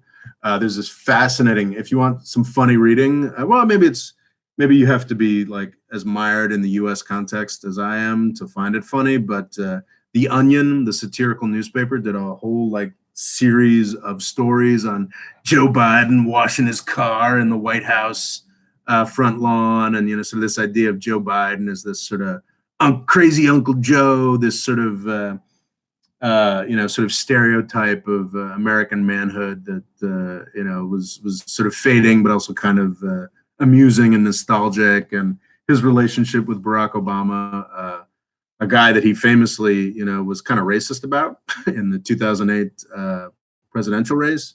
The fact that Barack Obama and this sort of old salt of the earth guy, Joe Biden, sort of working class white guy, sort of formed a really tight relationship, was very popular. So Joe Biden, Uncle Joe Biden, was sort of a beloved figure among Democrats. He is still a beloved figure among Democrats. But I think that gave him much more support than he really merited. His record, pretty shitty. He's super corrupt, but he's a nice guy. Or at least seems like a nice guy. No, and I think actually I've seen a lot of people, I haven't seen it myself, but a lot of people say that he's also just naturally kind of good at retail politics. He's a folksy, old school, friendly politician guy who really benefited from his relationship and career with Barack Obama. But when it actually sort of came to, rubber hitting the road time, now that the primaries have actually started, a lot of that support has evaporated very quickly. So I think that was something that I was sort of always expecting, and I think a lot of other people were as well. Hafiz Farouk asks, is coronavirus going to be as deadly as Black Death in China? How long do you guess AKP remain popular in Turkey? Yeah, the coronavirus is not going to be as deadly as Black Death in China. The bubonic plague, I think, killed 30 to 50% of the population across the Eurasian world. Now, the possibility of COVID-19, I think the worst case that we're talking about, and people were talking about this and they think it's because the Chinese figures are wrong, was a 2% mortality rate, not 30% or 50%. And that's a 2% mortality rate among folks who've gotten it. And we live in a modern world where transmission can happen much more quickly, but also where, quarantine procedures, modern medicine, et cetera, et cetera, et cetera. So, like, absolute worst case scenario, I think COVID-19, well, so far, anything can happen. COVID-19 is supposedly killing 2% of the people who get it. So no, it's not going to be. And China has, in a terrifying display of authoritarian power, has shut down its country to make sure that fewer people get it. So no, it's not going to have anything like the impact of the Black Death. You had another question about Turkey. Hafiz Farouk, another. How long do you guess the AKP will remain popular in Turkey? The AK Party, the AKP, is Turkish President Recep Tayyip Erdogan's party. How long will it remain popular? It's already fading in popularity. They lost the local elections, but they've got there's probably 30% of Turkey are diehard AKP fans. And Erdogan has the power of the presidency and a much more powerful presidency than it is still there's a whole, they call it managed democracy is what they call Turkey. There's a whole range of things. I mean, Erdogan is not yet a dictator. He is popularly elected in legitimate elections or elections that are regarded as legitimate. However, the system in Turkey has changed to an extent, has been changed to an extent that he has more power than is customary in other democratic systems. So, he's got a solid 30%, 35% of AK Party support that's really never going to go, well, not never going to go away, but unlikely to go away.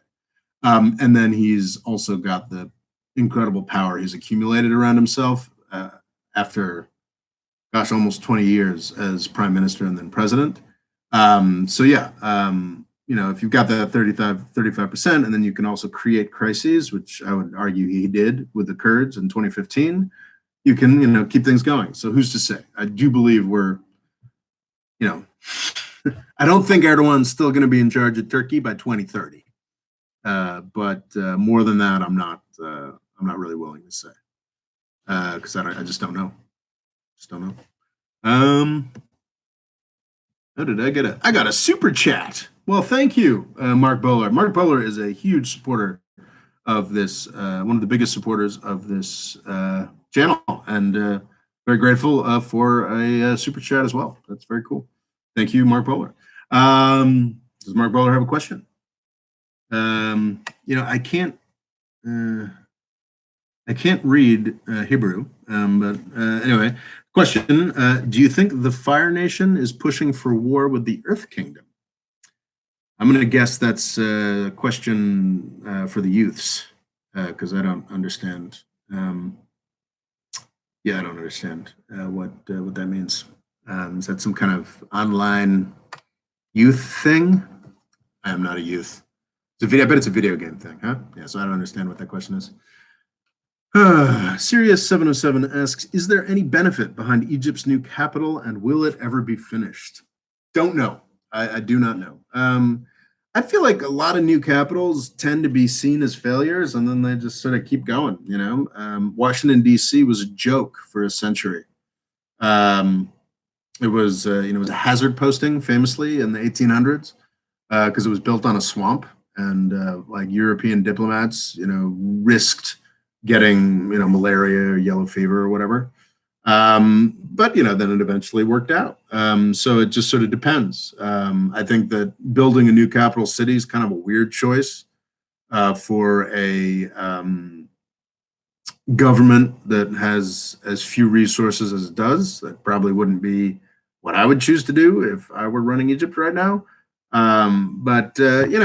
Generally new capital cities are failures for half a century and then, and then people get used to them and it's another city. I'm a big fan of new cities. I'll be honest. It's one of the weirdest things is that people just don't found cities anymore. In the United States, we've got all this open space that you could put cities in, and we don't. I like new cities. I'm not super against it. I'm not a big fan of the Egyptian regime. I think that there should be something about that in upcoming videos.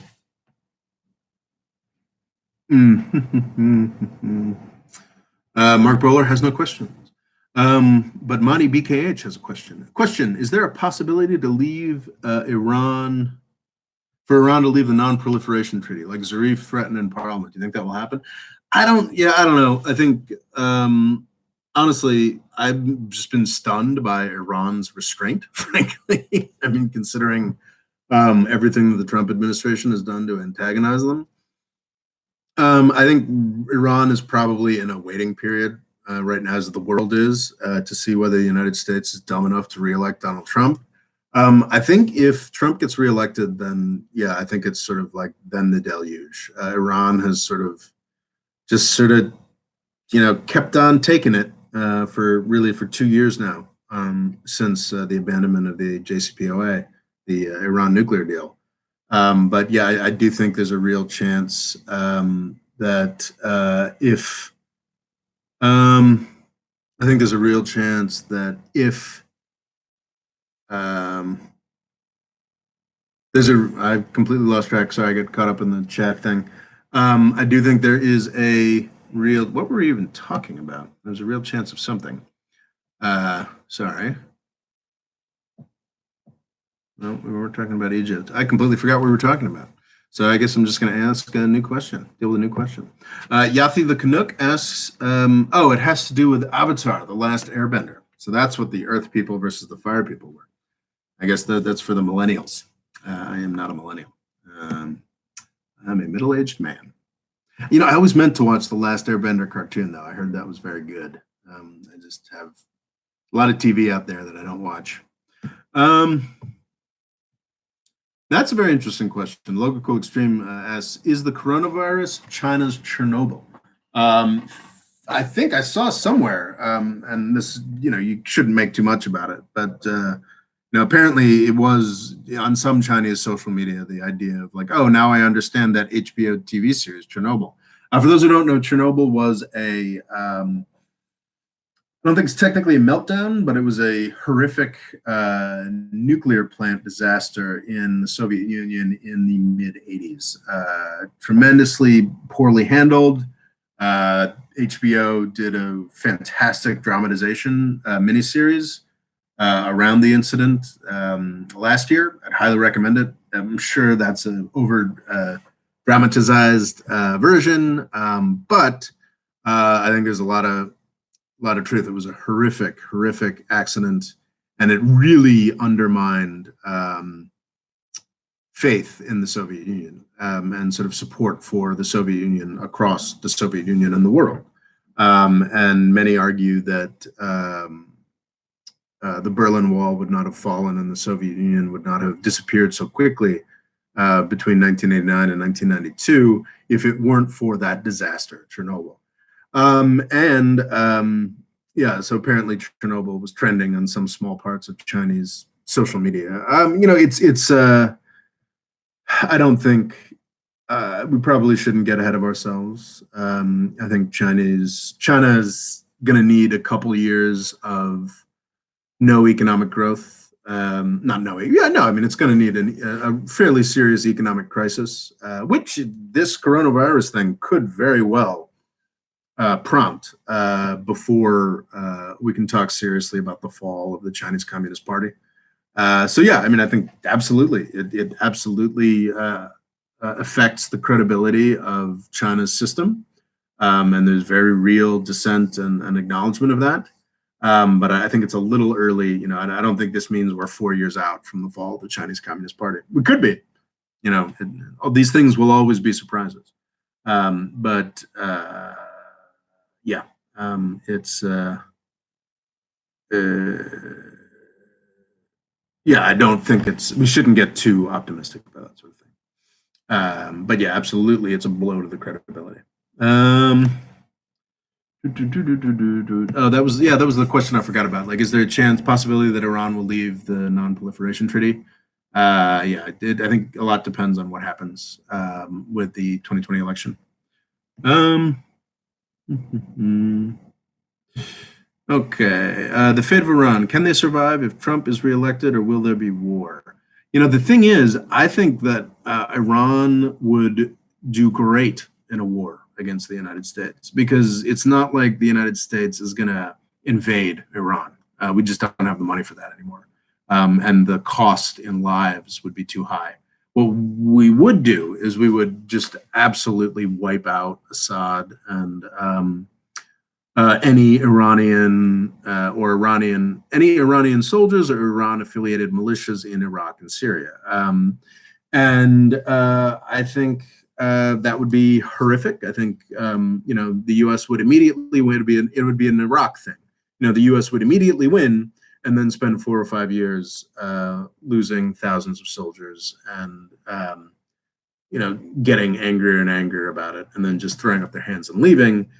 In the process, quite possibly, bankrupting our government. I think there is no better support for the Iranian regime, the theocratic Iranian regime, than U.S. antipathy, than U.S.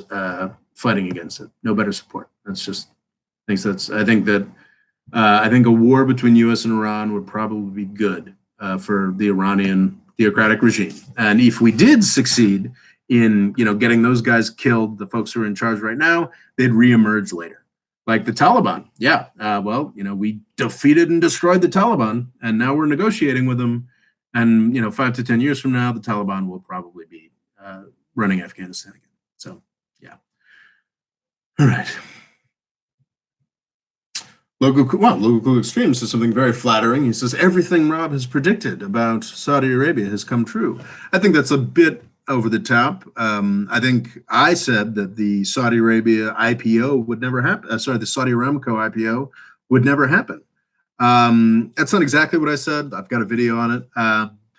And I think I was still 75% on my Saudi Aramco IPO video. But no, I mean they did successfully browbeat enough. I was successful in that it was never going to go to New York. It was never going to go to London. They were never going to get the amount of money that they thought.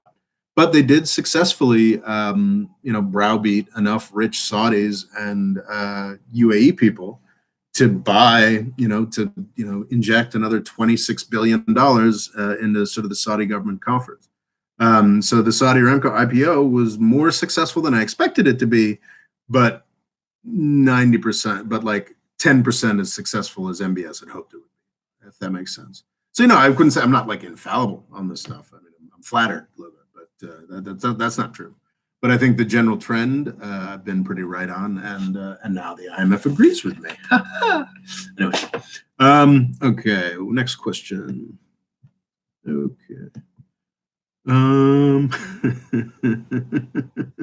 Hafiz Farouk asks, when will the nation state wither away and the global federal government arise? One of the most I've got a half-written script about this, but one of the fascinating things about 19th century political philosophy is the whole spectrum from Karl Marx, the founder of communism, to Herbert Spencer, the sort of social was he more social Darwinist? But anyway, he's sort of the kind of philosopher that robber barons like. All of them thought that the state would wither away, that in both of their end states, government just wouldn't be important anymore because, society would have handled everything. What's fascinating is that obviously that hasn't happened. The state has just gotten bigger and bigger and bigger across the 19th, 20th, and 21st centuries. It's fascinating. I don't think the nation state is withering away anytime soon. You can argue that, there's been a lot of chipping away at its powers, but I think it's here to stay, for my lifetime anyway. And I have hopes that my lifetime will be very long, longevity extension. Woohoo. All right.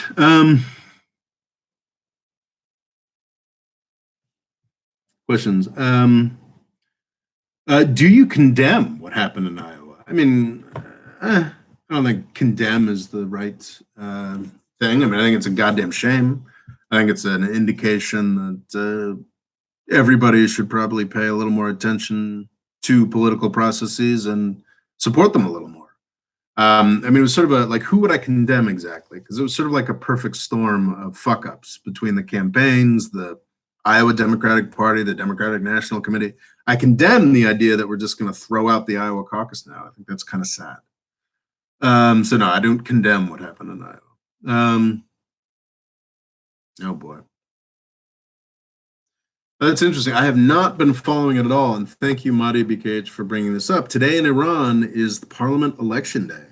Many hardliners are expected to take power. Will Rouhani be roasted? And I think, yeah, probably. I mean, Rouhani, I've got a video, now have to change it. Hassan Rouhani could have been Mikhail Gorbachev. That was what he was there for. He was elected to make peace with the United States, and he was rejected. It's a real shame. A lot of people will say, "Well, oh, come on, Rouhani's just, he's just the pleasant face. He's a wolf in sheep's clothing. He believes in the same theocratic craziness as the Iranian regime." And for people who say that, I'd say, well, yeah, look up fucking Mikhail Gorbachev. He was a communist. He was a very committed communist who wanted to do more openness and peace with the West in order to make communism last longer. That's what Rouhani wants to do. But I think what neither Gorbachev nor Rouhani really understood is that for both of their regimes, the antagonism and the potential for fighting with the West is a very key part to what kept the Soviet Union going and to what is keeping the Iranian regime going. So yeah, I don't care if Rouhani wants there to be an Iranian theocracy 500 years from now.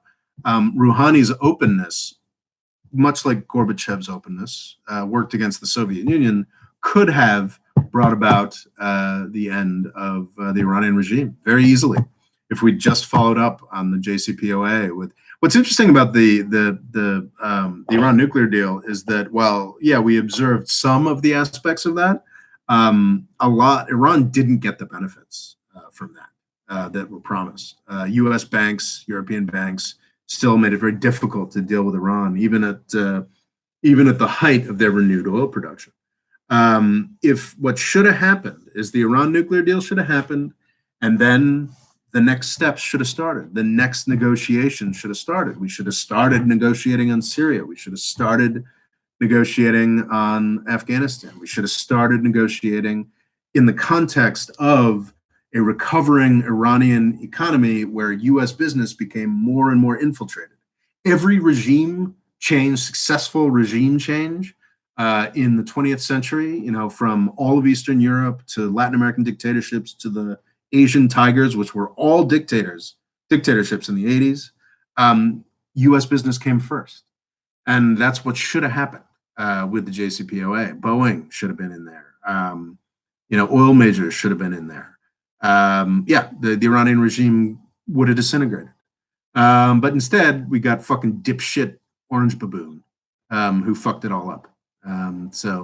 And it's sad. I mean, this is the second time. I think I talked about in my Soleimani video, like this is the second opportunity we've blown. Back in the 90s, there was it Mohammad Khatami? There was another Iranian president who wanted to be open, wanted to get things done, wanted to regularize, become a normal country. That's what Rouhani wanted to do. And both of them were rebuffed. Both of them, we pissed in both their faces. And I'm sure, Rouhani's obviously a dead letter, and now we've got the next one to deal with, which is sad. It was profoundly sad. I think I don't know that I haven't been following the details of Iran parliamentary politics and just what happens to Rouhani. Does he get impeached? But we're coming up. I mean, it's every 5 years. So the last presidential election was in 2017. So I guess he's got another 2 years to run unless he gets impeached. But I think since Trump ended the Iran nuclear deal, Rouhani's been kind of a dead man walking. So it's just a shame. It's just another opportunity pissed away.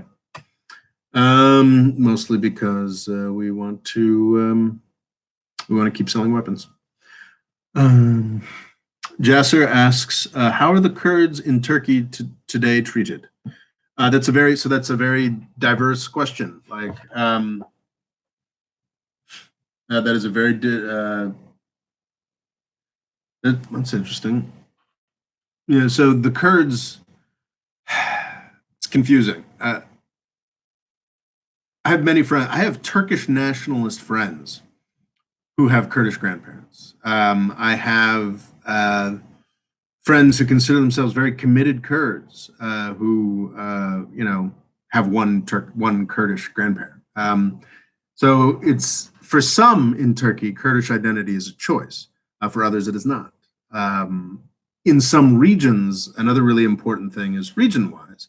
I think the largest Kurdish city in the world is probably Istanbul, Turkey. There are neighborhoods within Istanbul that are Kurdish ghettos that are, treated to the same, over-policing and brutality, though a lot less death, but same overproducing and brutality that we have in the United States for minorities. But there are plenty of Kurds because there's not really, there's not as distinct a sort of color line. You can't look at a person and be like, you're Kurdish or you're Turkish. Maybe you can, depends. I don't want to dive into that, but it's all a lot more fungible. So it's, if you're a Kurdish politician today in Turkey, yes, you are being repressed. If you are a Kurdish activist, depends on what you're being an activist for, because the Kurdish language, which was persecuted for decades in Turkey, is no longer persecuted. So yeah, that's a really complicated question that you'd need a book to answer, the degree to which the Kurds are repressed in Turkey. So I can't speak to that. I think I missed, I had a super chat from C Shorty who asks, what is Obama's last name? I believe Obama's last name is Obama.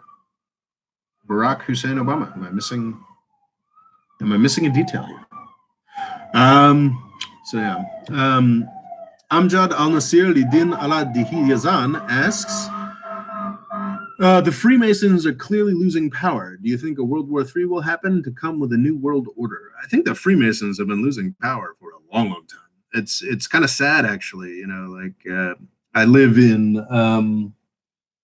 Upper Manhattan, so sort of Harlem area, and there's a Masonic lodge which is sort of falling apart. The Masons, I think they still have some power, but it's the what's the Robert Putnam thing, the bowling alone thesis, this idea that people just don't get together to meet and in civil society so much anymore. They're more likely to just sort of sit at home and watch TV. And that's a pity, sort of fraternal organizations like the Masons, the Shriners, the this, that, and the other thing, they just aren't as big a deal as they used to be. And I don't think the Masons were ever quite as big a deal as Amjad al-Nasir al-Din al-Din Yazan seems to be implying. But at one point, a lot of presidents were Freemasons. Freemasonry was a key part of the spread of revolutionary ideology in the 1700s and 1800s. I think, in the 20th century, Freemasonry was sort of largely just another place for, rich folks to meet up, or not even rich folks, just like a fraternal organization. But its power faded a long time ago. They still own some amazing properties, like in Washington, D.C., because they're nonprofits, they can hold on to it. But on 16th Street in Washington, D.C., there are two gorgeous Masonic temples. But yeah, it's been clear for quite some time that they're sort of falling apart, which is a pity. People don't like to join things anymore. Sad. I don't think that is going to lead to World War III. I think that's a over-interpretation of the significance of the Masons. Local Cool Extreme asks, what are the chances of the Democratic elite will pull a brokered convention and nominate Bloomberg Clinton if Bernie wins the most votes, but not enough for majority? The chances of the Democratic elite nominating Hillary Clinton are zero, I would say. I would be shocked if that would happen. I think that's a fantasy for Fox News types. I think that's insane. The chances of there being a brokered convention, I don't know, man. I feel like every cycle they talk about a brokered convention and then it just doesn't happen. I don't know. I don't know what the chances are. I couldn't speculate. A lot of people who are speculating on that at great detail, and you probably pay more attention to them. I can't speak to it. I'm not quite as scandalized by the idea of a brokered convention. If Bernie only gets 35% of the votes, and that's more than anybody else, that's 65% of the Democratic Party that doesn't want Bernie. But I kind of have a hunch that may not come up. I think Bernie may just walk away with it anyway. Because you can't do a brokered convention if Bernie gets more than 50%. And I think it's a distinct possibility. So we'll see. I'm not quite as exercised about that concept as many others are.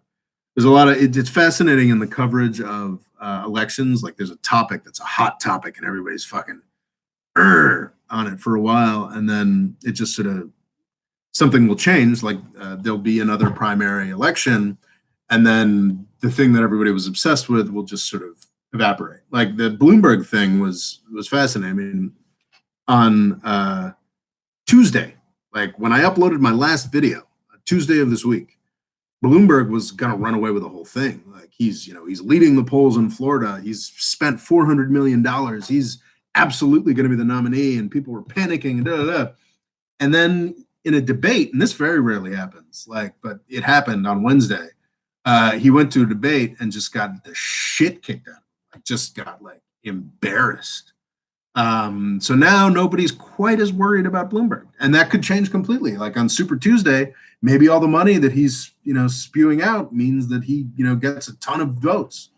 Super Tuesday, I think, is it's the first week in March. So then maybe Bloomberg will come back as a big threat. But so things change constantly, and I feel like this brokered convention thing is we got a lot of. We can talk about the concerns of a brokered convention after Super Tuesday. How about that? I think that makes sense. Super Tuesday, for those who don't know, is a particular day where I believe it's the first Tuesday in March where so what we've had a lot, we had the Iowa thing in early February, Iowa caucus, and then New Hampshire voted about a week later, and then Nevada votes tomorrow, and I think South Carolina votes a little after that. And then on Super Tuesday, we've got like 8 to 10 states that vote all at once. And that's holy shit. Yeah, by the end of March, we'll have a much clearer idea whether the convention in June will conceivably be a brokered convention. So I think it's a little early to talk about that. Probably the last question. Did the Clintons kill Kobe Bryant? No. Because Kobe Bryant was a rich person and a famous person. And if there's one thing that Clintons love, it's rich and famous people. So no, they were heartbroken. That was a potential donor to the Clinton Foundation. Kobe Bryant could totally have been on stage with Bill Clinton, and there would have been a nice picture. Clinton's, heartbroken. The death of a rich, famous person for the Clintons is a lost opportunity. So no, I don't think the Clintons killed Kobe Bryant. Hafiz Farouk asks, why are you very attracted towards Islamic culture, history, and people? Guilt. It is guilt, is my answer. In 2003, in 2001, I was very pissed off that one of my favorite lunch places had been destroyed. I did some summers on Wall Street in college, and I would go eat my pizza under the Twin Towers. I was angry, and I wanted to, wanted people to die. I wanted blood. I supported the Iraq War very enthusiastically. And as I sort of grew older and watched what had happened there, I became very, very ashamed of that reaction, that sort of hate-based reaction to violence. And as I learned more and more about how, well, actually, the reason 9/11 happened was because of this state, Saudi Arabia, that we kind of created. The British created and we maintain. I got angrier and angrier. So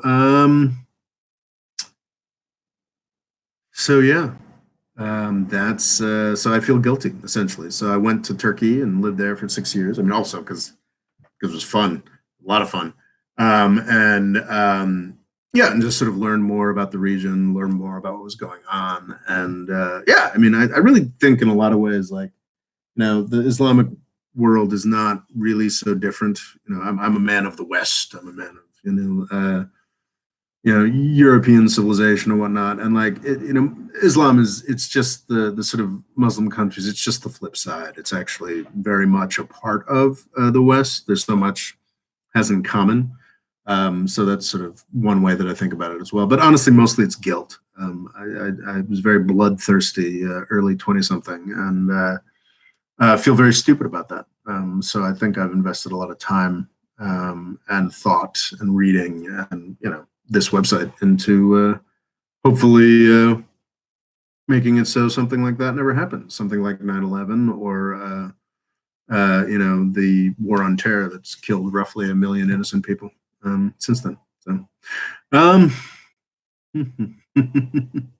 okay, so I think we are coming to the 2 hour mark, which is probably a good time for me to give up. Oh, Scott Lau, thank you for a super chat. I did not notice that.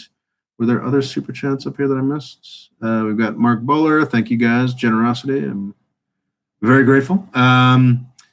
All right, folks, I think we are coming to the end. My name is Robert Morris. I'd suggest you read I've got in the description, I've got a link to this IMF thing, which I think is pretty impressive and amazing. You can follow me on Twitter at RoboLaw. Many of the same people in the comments, in the live chat are over there as well. I'd like to thank Logo Cool Extreme for once again doing heroes work as a moderator here. So Twitter at RoboLaw, Instagram at The Golden Age. I have written 2 books that are relevant. There's a very short thing called Everybody's Lying About Islam that talks about the U.S.-Saudi relationship. That's available on Amazon. You should check it out. I think it's very worth reading. It's a little out of date. There's nothing about MBS in there. But I think it's pretty illuminating about 9/11, about pretty much everything about why the Middle East fails, et cetera, et cetera. Should read this. It's available on Amazon, at my website, morefreedomfoundation.com. This is the book that I came out with. This is a big book called Avoiding the British Empire, which is essentially like the history of the world, of the modern world, the past 200 years. I'm very proud of this. It's not selling very well, but Avoiding the British Empire, I'd love it if people bought one. Really like this book. Proud of it. I think it does useful stuff. Anyway, I put up videos every Tuesday and more at this YouTube channel. You can click on the little More Freedom Foundation there. You can click subscribe. And I am completely supported by the viewers.